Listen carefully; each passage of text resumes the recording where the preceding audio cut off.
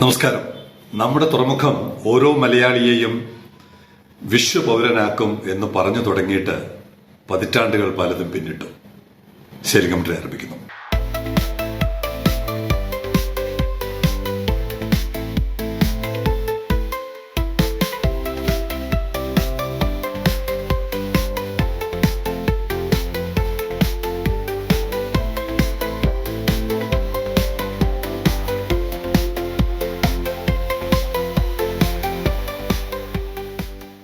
എനിക്ക് ഇന്നലെ രാവിലെ ഒരു സുഹൃത്ത്, ഒരു മറുനാടൻ മലയാളിയാണ്. അദ്ദേഹത്തിന് ഒരുപാട് ബിസിനസ് ബന്ധങ്ങളുണ്ട്. London, Dubai, Singapore, Germany, Houston, America. ലോകകപ്പ് ഫുട്ബോൾ നടക്കുന്ന സ്റ്റേഡിയത്തിൽ ഒന്നാണ്. അദ്ദേഹം എനിക്ക് രാവിലെ ഒരു ബ്രോഷറും അദ്ദേഹത്തിന്റെ ആശയവും അയച്ചു തന്നു. മെത്തനോൾ രംഗത്തൊക്കെ വലിയ താല്പര്യമുള്ള ആളാണ്. അദ്ദേഹത്തിന്റെ പെർമിഷൻ ഇല്ലാത്തതുകൊണ്ട് മാത്രം ഞാൻ അത്തരം വിവരങ്ങൾ തൽക്കാലം, പെർമിഷൻ ഉണ്ടെങ്കിൽ ഇനിയുള്ള ദിവസങ്ങൾ ഞാനത് പറയാം, ആ രേഖകൾ കാണിക്കാം. അദ്ദേഹം എനിക്കൊരു ബ്രോഷർ അയച്ചിട്ട് ഒന്ന് സൗകര്യം കിട്ടുമ്പോൾ സംസാരിക്കണമെന്ന് പറഞ്ഞു. അപ്പൊ ഞാൻ അദ്ദേഹവുമായി ബന്ധപ്പെട്ട് സംസാരിച്ചപ്പോൾ അദ്ദേഹം ഒരു ഗ്ലോബൽ അസോസിയേഷൻ രൂപം കൊടുക്കുകയാണ്. മാരിടൈം ഷിപ്പിംഗ് മേഖലയിൽ ഒരു ഗ്ലോബൽ അസോസിയേഷൻ. നമ്മൾ ഇത്രയും നാളെ ചിന്തിച്ചെന്നാണ് കേരള അസോസിയേഷൻ, ഇന്ത്യൻ അസോസിയേഷൻ ഒക്കെ ആണെങ്കിൽ, അദ്ദേഹം ഒരു മലയാളി എന്നുള്ള നിലയ്ക്ക് ഞാൻ ആദ്യമായിട്ടാണ് ഒരാൾ രംഗത്ത് വരുന്നത്. ഒരു ഗ്ലോബൽ മാരിടൈം മേഖലയിൽ മാരിടൈം ഷിപ്പിംഗ് എന്ന് പറയുന്ന പേരിട്ട ഒരു അസോസിയേഷൻ എന്ന് പറഞ്ഞാൽ കപ്പൽ ഉടമകൾ, കപ്പൽ ചാർട്ടർ ചെയ്യുന്നവർ, കപ്പൽ മേഖലയിൽ സേവനങ്ങൾ നൽകുന്നവർ, ഇത് മെഷീനറി സപ്ലൈ ചെയ്യുന്നവർ, ബങ്കറിംഗ് നടത്തുന്നവർ, എല്ലാവരുടെയും ഈ മേഖലയുമായി ബന്ധപ്പെട്ട് നിൽക്കുന്ന എല്ലാവർക്കും അങ്ങനെയുള്ള ചില അസോസിയേഷനുകളുണ്ട്. അതിന്റെ ഒരു മാതൃകയിൽ ഇദ്ദേഹവും ഒരു സംഘടനയ്ക്ക് രൂപം കൊടുത്തു. അപ്പൊ അദ്ദേഹം പറഞ്ഞത്, അദ്ദേഹത്തിന്റെ അഡ്രസ്സിൽ സിംഗപ്പൂർ, ദുബായ് 2 സ്ഥലങ്ങളിൽ ഓഫീസ് ഉണ്ടാകുമെന്നാണ് ആ രേഖയിൽ കാണുന്നത്. അപ്പൊ ഞാൻ അദ്ദേഹത്തോട് പറഞ്ഞു, വേറെയും ചില യൂറോപ്പിലൊക്കെ എന്റെ ഒരു കേന്ദ്രം വേണമെന്നുണ്ടെങ്കിൽ എനിക്ക് ഹെൽപ്പ് ചെയ്യാൻ പറ്റും. അപ്പൊ അദ്ദേഹം എനിക്കൊരു മറുപടി തന്നു. യൂറോപ്പിൽ ലണ്ടനിലാണ് അവരുടെ ഓഫീസ് ആലോചിക്കുന്നത്, പിന്നെ അമേരിക്കയിലെ ഹൂസ്റ്റൺ. പറഞ്ഞ കൂട്ടത്തിലെ പറഞ്ഞു, സിംഗപ്പൂരിലാണ് കമ്പനി, ഇത് കമ്പനിയായിട്ട് രജിസ്റ്റർ ചെയ്യണം, സിംഗപ്പൂരിലാണ് കമ്പനി രജിസ്റ്റർ ചെയ്യുന്നതെന്ന് പറഞ്ഞു. ഞാൻ പറഞ്ഞ അത് സിംഗപ്പൂർ എല്ലാ കാലത്തും, ഇന്നലെയും ഇന്നും നാളെയും കപ്പൽ മേഖലയിൽ ഒന്നാമതായിരിക്കും, അതുകൊണ്ട് സിംഗപ്പൂരിലാണ് രജിസ്റ്റർ ചെയ്യുന്നതെന്ന് പറഞ്ഞു. ഞാൻ പറഞ്ഞ അതിനകത്ത് എനിക്കൊരു എതിർപ്പുണ്ട്, അല്ലെങ്കിൽ അതിനോട് ഞാൻ യോജിക്കുന്നില്ല. ഞാൻ പറഞ്ഞ മറുപടി, ഞാൻ അദ്ദേഹത്തിന് അയച്ച മറുപടി, അത് പറയുന്നതിന് ബുദ്ധിമുട്ടില്ല, ഞാൻ അതിപ്പം തരാം, അത് കഴിഞ്ഞിട്ട് തുടരാം. ഒരു തിരുത്തുണ്ട് അതിനകത്ത്. ഏറ്റവും വലിയ ഹബ്ബായ സിംഗപ്പൂരിനെ TRV മറികടക്കും, യാതൊരു സംശയമില്ല. അത് നിങ്ങൾ ഇപ്പൊ തന്നെ TRVയിൽ ഒരു ബ്രാഞ്ചോ എന്തെങ്കിലും പ്ലാൻ ചെയ്യുന്നത് നല്ലതാണ്. ഉറപ്പായിട്ട് സിംഗപ്പൂരിനെ കടത്തിവിട്ടും എന്നുള്ള കാര്യത്തിൽ സംശയമില്ല. സിംഗപ്പൂരിനെയും കടത്തിവിട്ടും ചൈനയും കടത്തിവിട്ടും. അദ്ദേഹം അത് സമ്മതിച്ചു. ഞാൻ പറഞ്ഞ കാര്യം സമ്മതിച്ചു എന്നിടത്ത് TRV പൊതുജനങ്ങളുടെ ഇടയിൽ, അല്ലെങ്കിൽ അതിനെക്കുറിച്ച് അറിയുന്നവരുടെ ഇടയിൽ ഉണ്ടാക്കുന്ന ഒരു മതിപ്പാണ് ആ വാദം, എന്റെ വാദത്തെ അദ്ദേഹം അംഗീകരിച്ചത്. ഇങ്ങനെ TRV എന്ന് പറയുന്നത് ആരെയും തോൽപ്പിക്കാനല്ല, നമ്മൾ ആരെയും തോൽപ്പിക്കാനല്ല, നമ്മുടെ പദവിയിലോട്ട് നമ്മൾ വരുന്നു, അത്രയേ ഉള്ളൂ. അല്ലാതെ ഒരു രാജ്യത്തിനെയോ ഒരു പോർട്ടിനെയോ പിന്നിലാക്കണമെന്നുള്ള ഒരു ആഗ്രഹവും നമുക്കില്ല. നമ്മുടെ ശക്തി, നമ്മുടെ കഴിവുകൾ, നമുക്കുള്ള സാധ്യതകൾ നമ്മൾ പരമാവധി ഉപയോഗപ്പെടുത്തിയാൽ ലോകത്തിലെ ജനസംഖ്യയിൽ 1-ാം സ്ഥാനത്ത് നിൽക്കുന്ന രാജ്യത്തിന് എല്ലാ കാര്യങ്ങളിലും 1-ാം സ്ഥാനത്ത് തന്നെ വരണം. അതിനകത്ത് ഒരു കോംപ്രമൈസും ഇല്ല.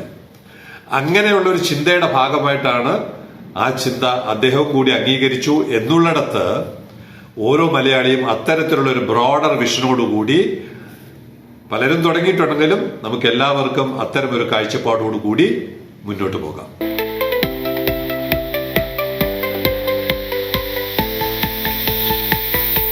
തൂണിലും തുരുമ്പിലും ദൈവമുണ്ട് എന്ന് പറയുന്നത് പോലെ വെറുതെ ഇരുന്നാലൊന്നും ഈ വിശ്വപൗരനാവില്ല. അത് പ്രത്യേകം ഓർക്കണം. TRV വന്നു, TRV വളരും, താനെ നമ്മളൊക്കെ വളർന്നോളും, അങ്ങനെ ഒരിക്കലും സംഭവിക്കില്ല. നമ്മുടെ ന്യൂട്ടന്റെ തിയറിയാണ്, നമ്മൾ എത്രത്തോളം എഫേർട്ട് നമ്മൾ എടുക്കുന്നോ അതിനനുസരിച്ച് പ്രതിഫലം നമുക്ക് കിട്ടും. ഇവിടെ 2 ഉദാഹരണങ്ങൾ. ഒന്ന്, മുടി.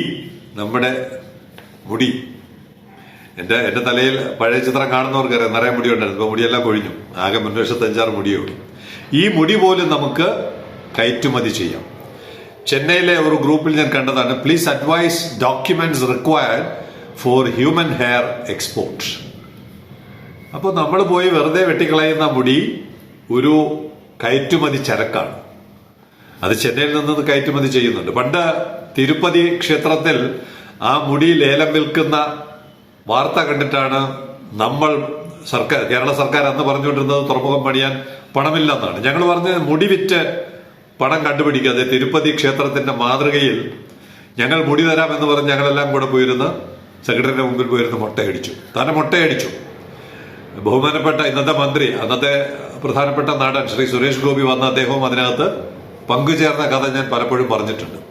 ഇത് 2 ദിവസം മുമ്പാണ് ഞാനിത് കണ്ടത്. കയറ്റുമതി ചെയ്യുന്നു, മുടി കയറ്റുമതി ചെയ്യുന്നു. അപ്പോൾ നമുക്ക് എത്രയാണ് നമ്മുടെ 3.5 കോടി ജനങ്ങൾ അവരുടെ എല്ലാം പാഴായി കളയുന്ന മുടി നമുക്ക് ഒരു കയറ്റുമതി ഉൽപ്പന്നമാക്കി മാറ്റുന്നതിനെ കുറിച്ച് വേണമെങ്കിൽ അതിന്റെ ഒരു വാല്യൂ അഡീഷൻ, ഇതിന്റെ ഇന്റർനാഷണൽ മാർക്കറ്റിൽ ഇതിന്റെ എന്താണ് പ്രോസസ്സിംഗ്, എന്താണ് അവർ ചെയ്യുന്നത്, അത് നമുക്കും ചെയ്യാം. അങ്ങനെ ചെയ്തുകൊണ്ട് ആ വാല്യൂ അഡീഷൻ നടത്തിക്കൊണ്ട് നമുക്കിത് എക്സ്പോർട്ട് ചെയ്യാം, അല്ലെങ്കിൽ ആഭ്യന്തര മാർക്കറ്റിലേക്ക് വേണമെങ്കിൽ നമുക്ക് വിടാം. രണ്ടാമത്തത്, എന്റെ ഒരു സുഹൃത്തുണ്ട് രജനീഷ്. അദ്ദേഹം പലയിടത്തും ഇങ്ങനെ സഞ്ചരിച്ച് ഉൽപ്പന്നങ്ങൾ കണ്ടെത്തി കയറ്റുമതി ചെയ്യുന്നയാളാണ്. അതെനിക്ക് കൊപ്ര, ഇനി നമ്മുടെ തെങ്ങിനേക്ക് ഒന്ന് സ്നേഹത്തോടെ എൻ്റെ അടുത്തൊക്കെ പോയി നിന്ന് വർത്തമാനം പറഞ്ഞ് ഇച്ചിരി വെള്ളമൊക്കെ ഒഴിച്ചു കൊടുക്കണം. കൊപ്ര ഒന്നാം തരം ഒരു ഡയറക്റ്റ് ഈറ്റബിൾ എന്നുള്ള നിലയ്ക്ക് പല സ്ഥലത്ത്, പ്രത്യേകിച്ച് അദ്ദേഹം പറഞ്ഞത് രാജസ്ഥാൻ, ഡൽഹി, തെങ്ങൊന്നും ഇല്ലാത്ത സ്ഥലത്ത് ഇത് ആളുകൾ വെറുതെ വാങ്ങി കഴിക്കുന്നു കൊപ്ര. അങ്ങനെ കഴിക്കാനുള്ള പരുവത്തിൽ കട്ട് ചെയ്ത് തമിഴ്നാട്ടിലെ ഒരു ഫാക്ടറിയിലാണ് കട്ട് ചെയ്ത് അയക്കുന്ന ചിത്രമാണ് അദ്ദേഹം അയച്ചു തന്നത്. പിന്നെ ഇത് എവിടെയോ ഞാൻ കണ്ടിട്ടുണ്ട്, ചിപ്സ്, ഈ കോക്കനട്ട് ചിപ്സ് എന്ന് പറഞ്ഞുകൊണ്ട് കൊപ്ര ഇങ്ങനെ സ്ലൈസ് ചെയ്തിട്ട് വറുത്ത് അങ്ങനെ എന്തോ ചെയ്യുന്നതും കണ്ടിട്ടുണ്ട്. എന്തായാലും ആഗോളതലത്തിൽ നമുക്ക് വിൽക്കാവുന്ന, കയറ്റുമതി ചെയ്യാവുന്ന മറ്റൊരു ഉൽപ്പന്നമാണ് രജനീഷ് നമുക്ക് തമിഴ്നാട്ടിൽ നിന്നും അയച്ചു തന്ന ഈ വീഡിയോയും ഈ ചിത്രവും. അപ്പൊ ഇങ്ങനെയുള്ള കാര്യങ്ങൾ നമുക്ക് ചെയ്യാവുന്ന, നമ്മുടെ കാഷ്യൂ ആയാലും അല്ലെങ്കിൽ തെങ്ങായാലും അല്ലെങ്കിൽ കാർഷിക ഉൽപ്പന്നങ്ങളായാലും ഏതൊക്കെ ഇനി പുതുതായിട്ട് എന്തെങ്കിലും കൃഷി ചെയ്യാൻ പറ്റുമോ അങ്ങനെ ഇതെല്ലാം ചെയ്ത് വാല്യൂ അഡീഷൻ നടത്തിയാൽ നമുക്കൊരു, പണ്ടേ പറയുന്നതാണ് 700 കോടിയാണ്. 700 കോടിയിൽ 100-150 കോടി ഇവിടെയാണ്, ബാക്കി 550 കോടി ജനങ്ങൾ അവരുടെ കൈകളും വായയും നമ്മുടെ ഒരു വലിയ വിപണിയായിട്ട് നമ്മൾ കണ്ടാൽ നമ്മുടെ തുറമുഖത്തിൽ നിന്നുള്ള നേരിട്ടുള്ള പ്രയോജനം നമുക്ക് ലഭിക്കും.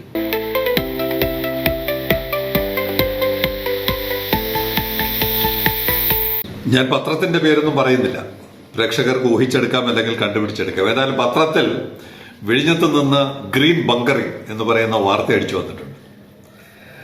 എത്രയോ കാലമായി നമ്മൾ ഇത് സംസാരിച്ചുകൊണ്ടിരിക്കുമ്പോഴൊന്നും ഇങ്ങനെ ഒരു സാധ്യതയുണ്ടെന്ന് ബഹുമാനപ്പെട്ട പത്ര എഡിറ്റർ അല്ലെങ്കിൽ റിപ്പോർട്ടർ ഒരാൾക്ക് പോലും തോന്നിയിട്ടില്ല. ഇത് ബജറ്റിനകത്ത് കടന്നു വന്നപ്പോൾ വേദവാക്യമായി. വിഴിഞ്ഞത്ത് നിന്ന് ഗ്രീൻ ബങ്കറിംഗ്. ഇതാണ് ഓരോ രാജ്യത്തിന്റെ അജണ്ടകൾ എങ്ങനെയാണ് സെറ്റ് ചെയ്യേണ്ടത്, എങ്ങനെയാണ് അജണ്ടകളുടെ മുൻഗണനാക്രമം നിശ്ചയിക്കുന്നത്. മാധ്യമപ്രവർത്തകർ എന്ന് പറയുന്നവർക്ക് വലിയ ഉത്തരവാദിത്വങ്ങളുണ്ട്, വലിയ ദൗത്യങ്ങളുണ്ട്. ഓരോരുത്തരുടെയും കഴിവനുസരിച്ച്, ഭാവന അനുസരിച്ച് ഇത്തരം അന്വേഷണങ്ങൾ നടത്തി ഈ സമൂഹത്തെ മുന്നോട്ട് നയിക്കണം. കാരണം 48 മണിക്കൂറിന് മുമ്പ് തുറന്ന ഹോർമോസ് വീണ്ടും അടച്ചതായിട്ട് ഇറാൻ പ്രഖ്യാപിച്ചിരിക്കുകയാണ്. എന്ന് പറഞ്ഞാൽ ഗൾഫ് എന്ന് പറയുന്നത് ഇനിയുള്ള നാടുകളിൽ ഇന്ധനം, ലോകത്തിന്റെ 20% ഇന്ധനം ഇനി പഴയതുപോലെ വരില്ല. പുതിയ ഇന്ധനങ്ങൾ നാം കണ്ടെത്തിയേ പറ്റൂ. നമ്മുടെ സ്വയം പര്യാപ്തതയ്ക്കും നമ്മുടെ മുന്നോട്ടുള്ള പോക്കിനും ലോകത്തിൽ ഒന്നാമതെത്താനും ഒക്കെയായിട്ട് നമ്മൾ പുതിയ ഇന്ധനം കണ്ടെത്തണം. മണ്ണെണ്ണയ്ക്ക് 75 രൂപ സബ്സിഡി കൊടുക്കുമെന്ന് പറയുന്ന മുഖ്യമന്ത്രിക്ക് ഒരു ബദൽ ഇന്ധനമാണ് നമ്മൾ വാഗ്ദാനം ചെയ്യേണ്ടത്. മണ്ണെണ്ണ എന്ന് പറയുന്നത് ക്രൂഡിന്റെ ഉപോൽപ്പന്നമാണ്, അതിന്റെ ആവശ്യമില്ല. നമുക്ക് സ്വന്തമായി മെത്തനോൾ എന്ന് പറയുന്ന ഒന്നാം തരം ഇന്ധനം ഓട്ടോറിക്ഷയ്ക്കും കാറിനും ട്രെയിനിനും വിമാനത്തിന് സാഫ്, അതിന്റെ അടുത്ത മറ്റൊരു ഉപോൽപ്പന്നമാണ് സാഫ്. അങ്ങനെ നമുക്ക് ഒരു പുതിയ ഇന്ധനത്തിന്റെ രൂപകൽപ്പനയിലോട്ടും വികസനത്തിലോട്ടും കടക്കേണ്ട സമയം, പ്രത്യേകിച്ച് ഈ ഹോർമൂസിന്റെയും ഗൾഫ് യുദ്ധത്തിന്റെയും അനിശ്ചിതാവസ്ഥയിൽ വളരെ അത്യാവശ്യമായി തീർന്നിരിക്കുന്നു എന്നുള്ളത് നമ്മുടെ പുതിയ ചെറുപ്പക്കാർ, ഗവേഷണത്തിന്റെ മേഖലയിൽ നിൽക്കുന്നവർ വളരെ ഗൗരവത്തോടുകൂടി ഈ വിഷയം ഏറ്റെടുക്കുകയും പഠിക്കുകയും അത് ഈ സമൂഹത്തിന്റെ വളർച്ചയ്ക്ക് ഉപകാരപ്പെടുകയും ചെയ്യുന്ന വിധത്തിൽ മാറ്റണം എന്നൊരു അഭ്യർത്ഥന കൂടി സെയിലിംഗ് കമന്ററി മുന്നോട്ട് വയ്ക്കുന്നു. ഇത്തരം വിഷയങ്ങൾ 1000 കപ്പലെടുക്കുന്ന കാര്യവും ഗേറ്റ് തുറക്കാത്ത വിഷയവും എല്ലാം ചേർത്ത് മുഖ്യമന്ത്രിക്ക് ഒരു നിവേദനം കൊടുക്കാൻ ആഗ്രഹിക്കുന്നു. ആ നിവേദനം കൊടുക്കുന്നതിന് പങ്കുചേരാവുന്ന ആളുകൾ, വരാവുന്ന ആളുകൾ, ആർക്കൊക്കെ വരാൻ പറ്റും തുടങ്ങിയ കാര്യങ്ങൾ 9847124633 ഒന്ന് അറിയിച്ചാൽ നന്നായിരിക്കും.